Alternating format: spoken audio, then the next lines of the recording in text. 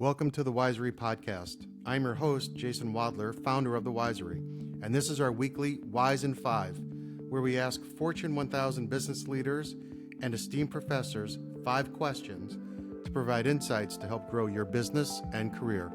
I am honored to host this week's guest, Melanie Batchelor, for this week's Wise in 5.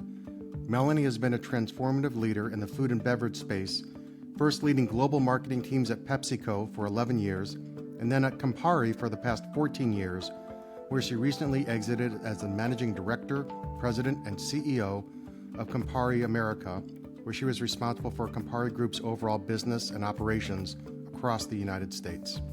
I know you'll enjoy the wisdom on building iconic brands, growing teams, and overall leadership that Mel is about to share.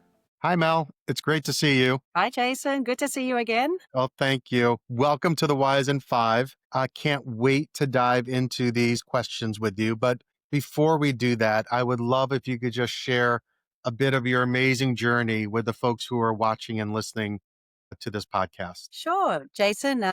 Again, thank you for having me. I'm really looking forward to sharing a few moments talking about my experience, but had a long career working across many countries across the globe, came up through the ranks of marketing and worked primarily across beverage, both on the alcoholic and non-alcoholic side. So I was 12 years with PepsiCo, where I had the opportunity to start my career, as you can tell from my accent, in Australia, but I got to work across Southeast Asia in their global HQ in Purchase, New York, and also across Europe.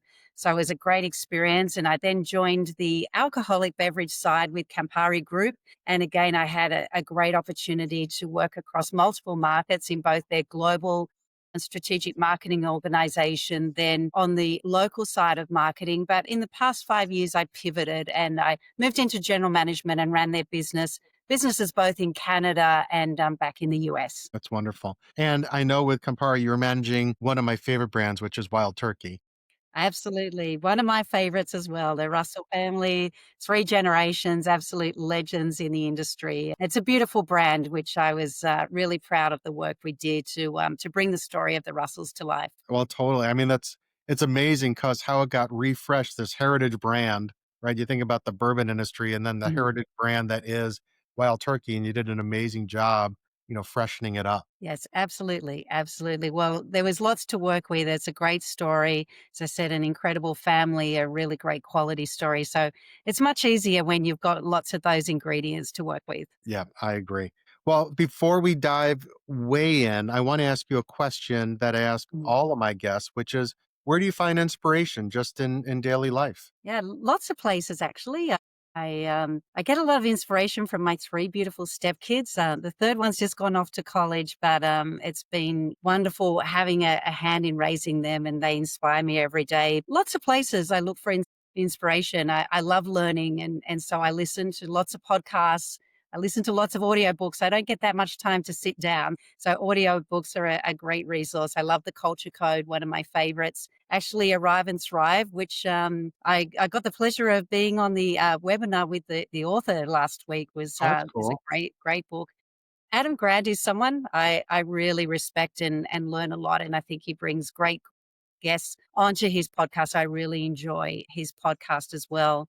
Also, the people I work with, I've had the opportunity to work with some amazing people that inspired me daily, not only from within the organization but also externally. One consultant I worked with, Andrea Carter, worked a lot in teaching me how to evolve my thinking from focusing on diversity to building belonging and the impact that that can have on workplace culture. So I'm really thankful for the lessons. So lots of different places I get inspiration. I love that. And we're going to dive deeper into some of the mentorship pieces that you're involved with. But I had a question for you. So you've been this incredible leader, right? As you mentioned, starting with PepsiCo, I think that was 11 years at Mhm. PepsiCo. And then, with Campari, 14 years. And, your last role as general manager, a president, CEO of Americas. But I'm curious, like, is there a pivotal moment that shaped how you approach the way you make decisions and how you look at taking risk in businesses? Yeah, absolutely. I wouldn't say it was a huge risk, but one of the key things that I learned around making decisions was some great advice I got from my boss when I moved into general management, and that was about making choices, and as much strategies about what saying no to as it is about what to focus on. So as I reflect on the last 10 years with Campari, the brand that I think we're all very proud of is Aperol and Hmm. what we did to build the Aperol spritz, both in the US and Canada.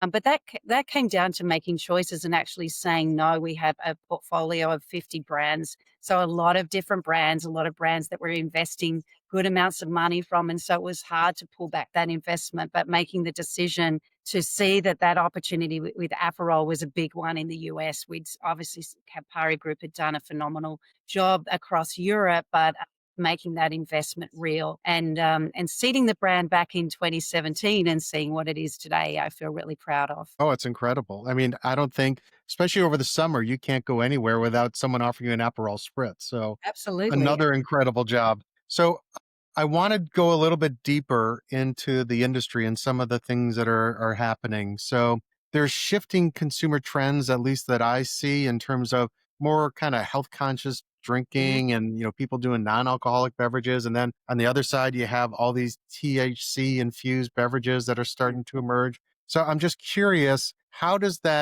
those shifting trends influence product development, marketing? How do you see that impacting some of the things that you were doing before that are different today? Yeah, absolutely. I think there's been more change in the industry in the last few years than there has been probably in the last decade, which is really exciting and opens opportunities and also challenges. So today consumers have more choices than they ever have. I think on the better for you side and people becoming more conscious, that's not a new trend. In fact, in my days at PepsiCo, and that's going back more years than I'd like to admit, but going back 15, 20 years, we were starting to look at the better for you space and really how to innovate in the CSD, the carbonated soft drink space with healthier options. And so that's not a new trend, but I think from a spirits perspective, the companies have been a little bit later to the game, but we're seeing now, the rise of non-alcoholic beverages. There's been a myriad of new brands launched in the last few years in that space, and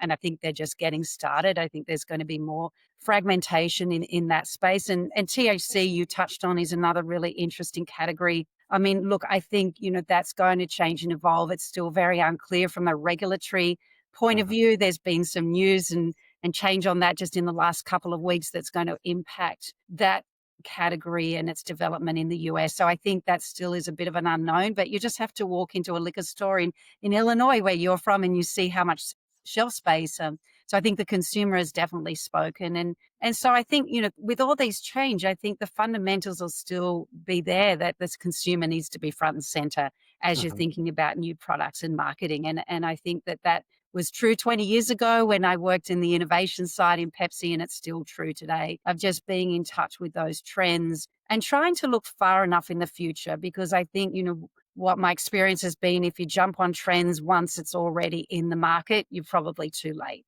And then it becomes really, really challenging to succeed.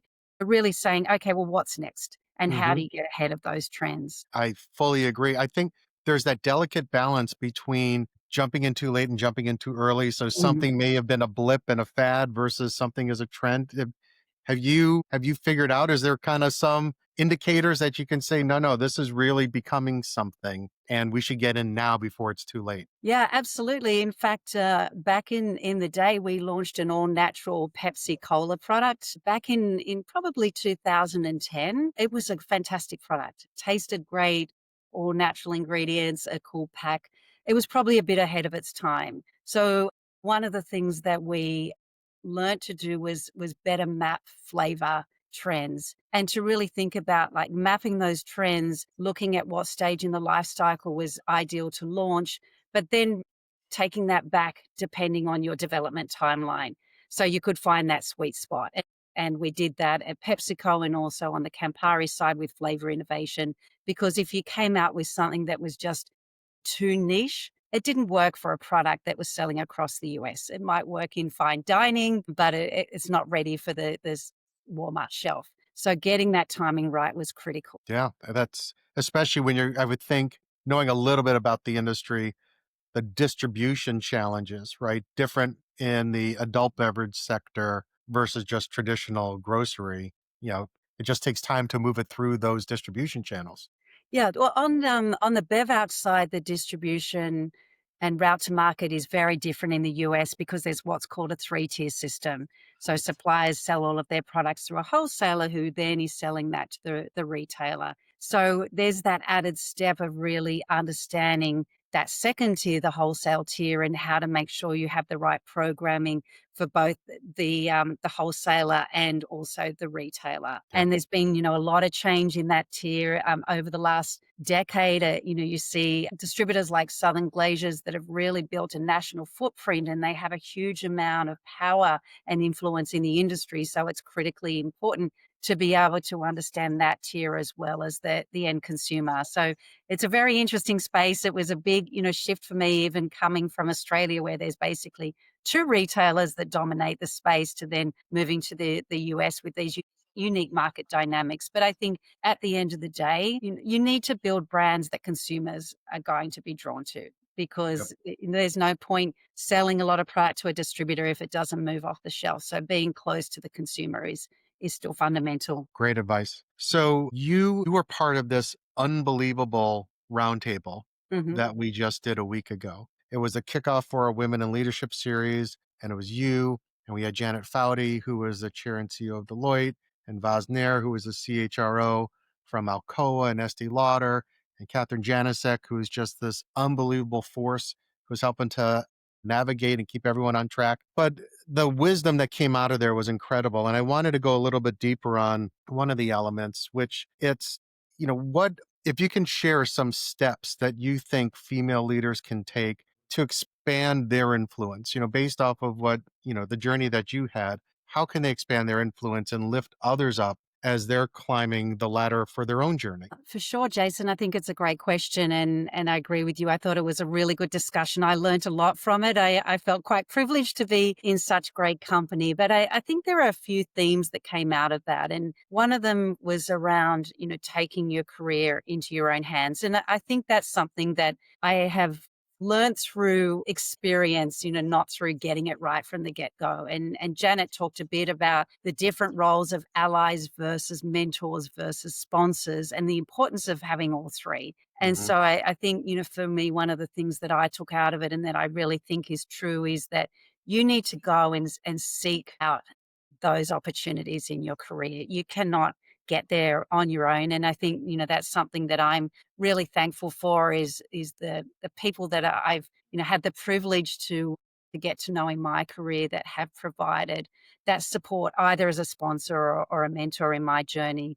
And even more recently, as I've transitioned and moving into a new stage of my career, the network that I found within the spirits industry, both male and female mentors have been incredible in terms of providing advice and support. So, it still holds true today in the same way that it did when I was a junior trade marketing executive. Absolutely. So, and given that piece, I'm going to jump back into industry just Mhm. for a second, based on all the great leadership perspectives that you have. So, talking about mid-sized food and beverage companies, how do you feel they can stand out now in Mm. this crowded market? What are some things that they could do where, as you said, I mean, there's just so many different things that are shifting, probably more than ever before. Yeah, well, in a way, it's a great opportunity for small and mid-sized brands now, and easier to reach the consumer versus, going back a couple of decades where the mass media model is what worked and dollars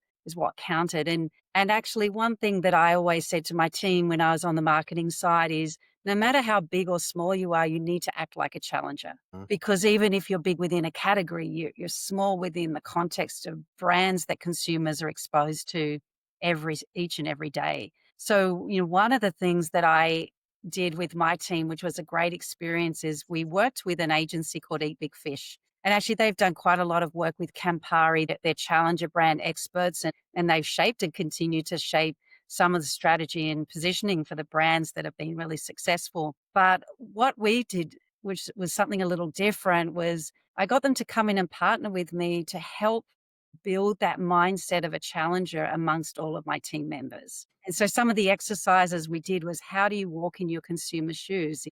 I don't want to hear that you don't have a big budget on your brand because it's a smaller brand. Like, let's go and spend time where the consumer's hanging out and watch and observe and really walk in their consumer shoes. How do you build drama in the messaging? Because consumers are getting thousands and thousands of messages every day. So even if you're a big player in your category, you still need to stand out. So for me, I think, acting like a challenger, no matter how big you get, is something that I think is absolutely critical as a marketer. So coming back to my first point, I think for mid-sized companies today with the changing media landscape, it's actually, there's a much bigger opportunity for you to connect. And that's been one of the things that I love to see.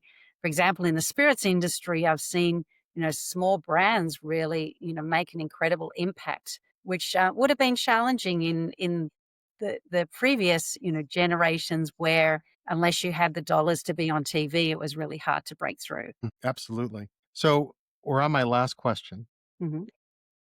Where have you gone for mentorship and advice when you've taken on new challenges or just, gone into, a new experience that you haven't had before?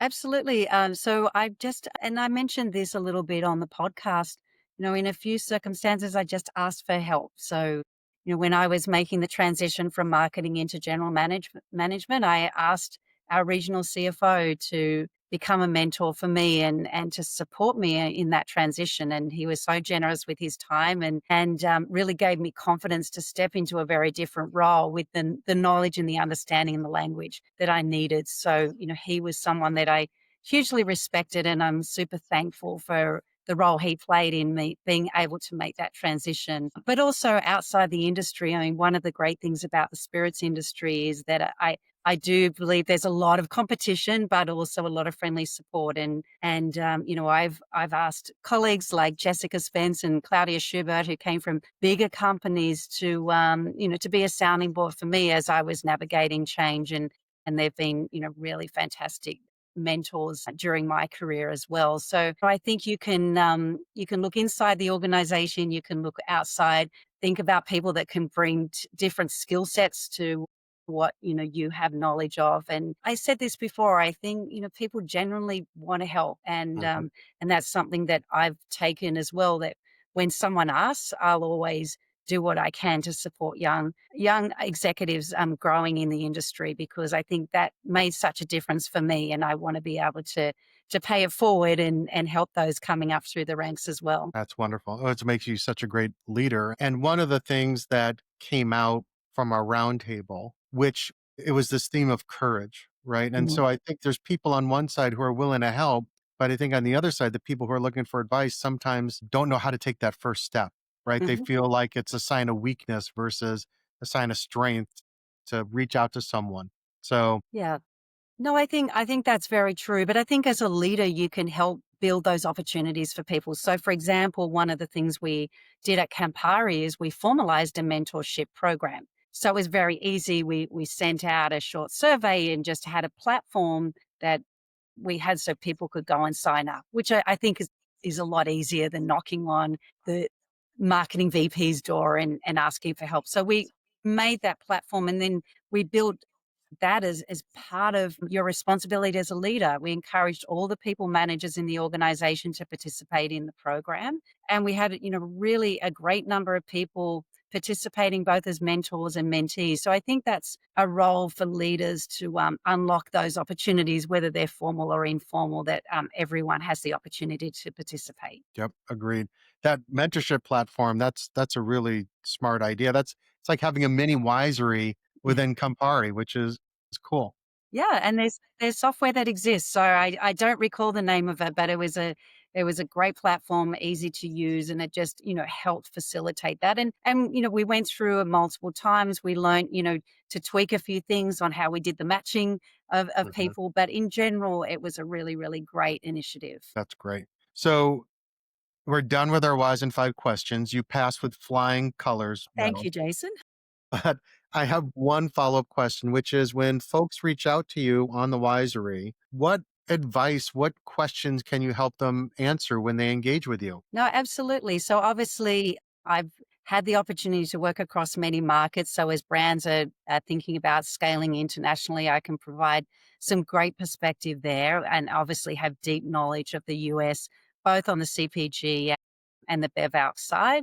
But I also think in terms of organization and leadership, I've gone through a lot of transformation in my time, and I can lend a hand in thinking through organizational change as well. That's wonderful. Well, I am thrilled to have you as an advisor on the Wisery. I'm excited for people to engage with you because you have so much wisdom and kindness to share. And I can't thank you enough for making the time for our Wise in Five questions today. So Thank you, thanks, Mel. Jason. Thank Great you. seeing you. Thank Take you. care. Bye-bye. Bye. Thank you for tuning into this week's Wise in Five. Visit thewisery.com to learn more about Mel and book time with her or any one of our acclaimed advisors, only at the Wisery.